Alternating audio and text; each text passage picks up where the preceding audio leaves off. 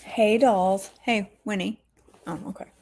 Hey, good morning. Look, I cut my hair. I know many of you already saw it online, but I did it. I didn't chicken out. It's Meredith's fault. She was like, "You're going to chicken out." And therefore, I could not. You want me to do something? I'm basically like Michael J. Fox in, um, what movie was that? Was it Back to the Future when somebody called him a chicken and he was like, and he flipped out? I say, "You don't call me that." I'm really not like that. All right, I got to get going because I'm running super late. I have to go to the gym and then I have to go to the stupid dentist. All right, March 4th, Korah's rebellion, number 16, 1 through 50. One day, Korah, son of Izhar, a descendant of Kohath, son of Levi, conspired with Dathan and Abiram, the sons of Eliab, and On, son of Peleth, the tribe of Reuben. They incited a rebellion against Moses, along with 250 other leaders of the community, all prominent members of the assembly. They united against Moses and Aaron and said, "You have gone too far. The whole community of Israel has been set apart by the Lord, and he is with all of us. What right do you have to act as though you are greater than the rest of the Lord's people?" When Moses heard what they were saying, he fell face down on the ground. Then he said to Korah and his followers, "Tomorrow morning, the Lord will show us who belongs to him and who is holy.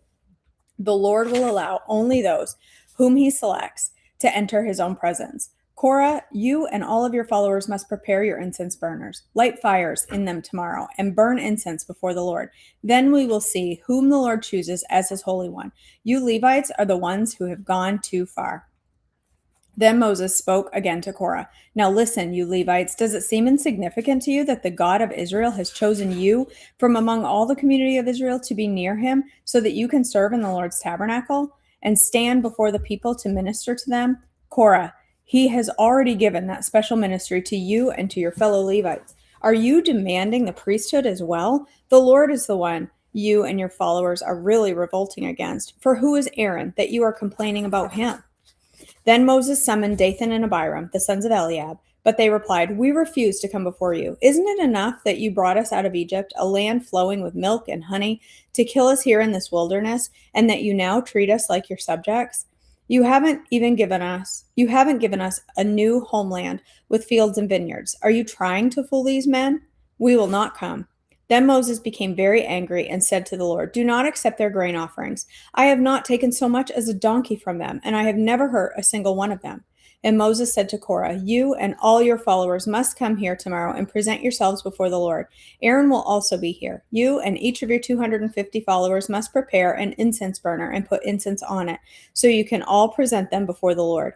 Aaron will also bring his incense burner." So each of these men prepared an incense burner, lit the fire, and placed incense on it.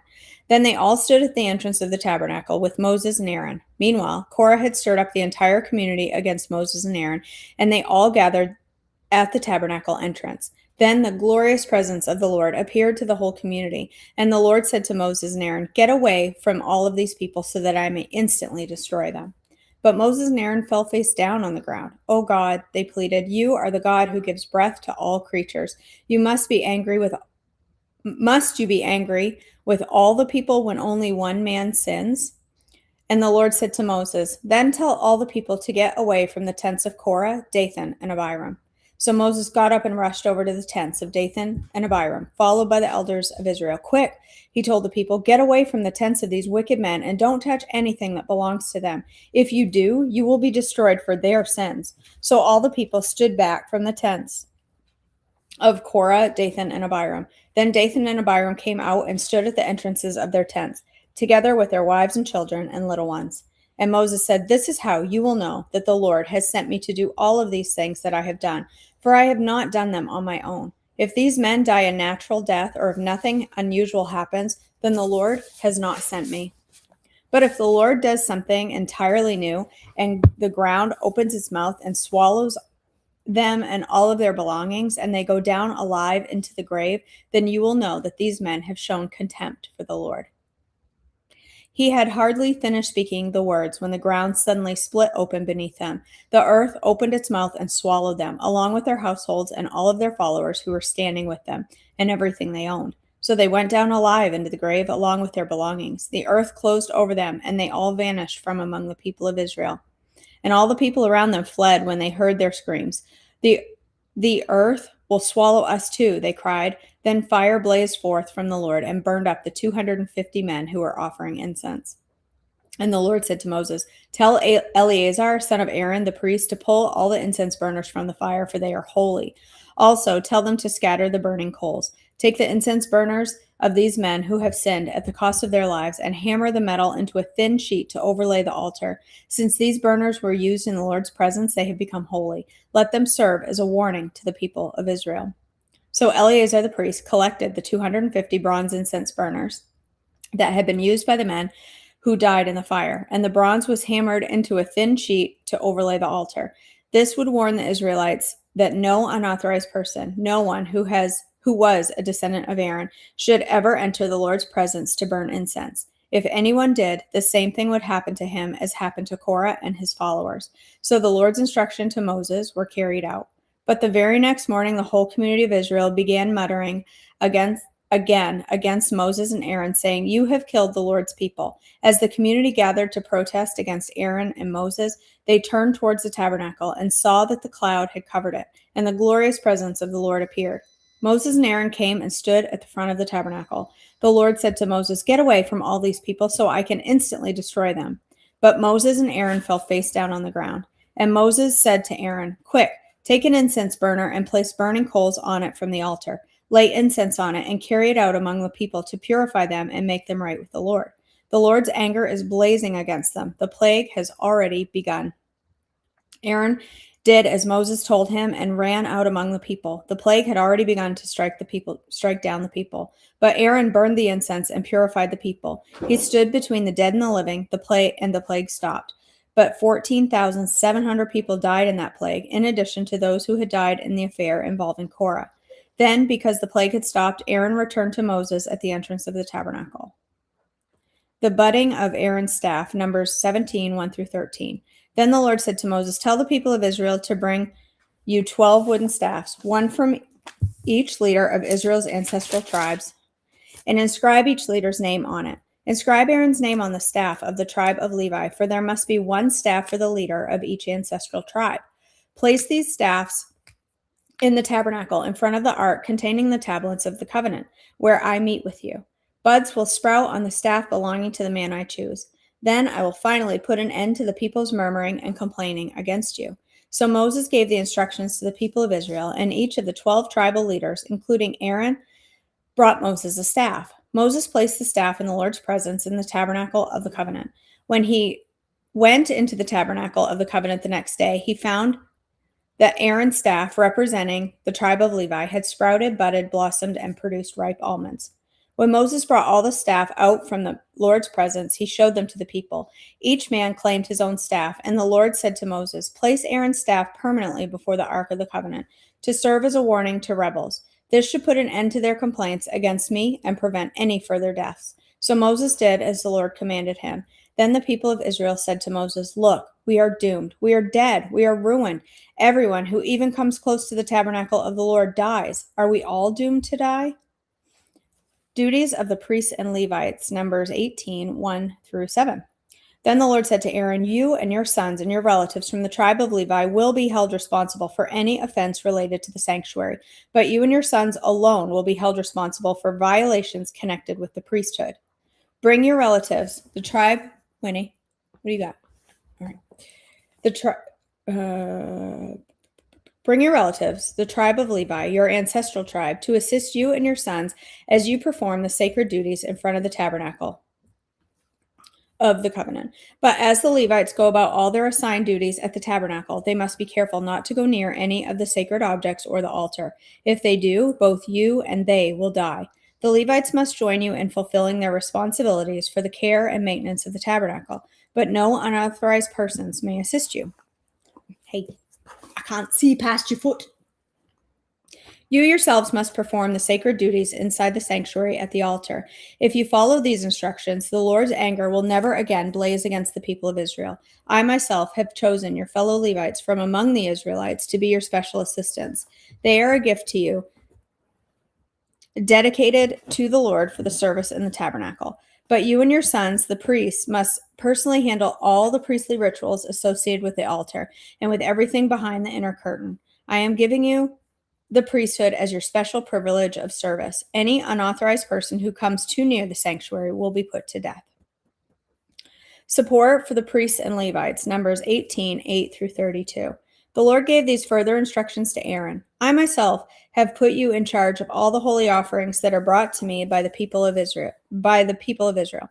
I have given all these consecrated offerings to you and your sons as a permanent share.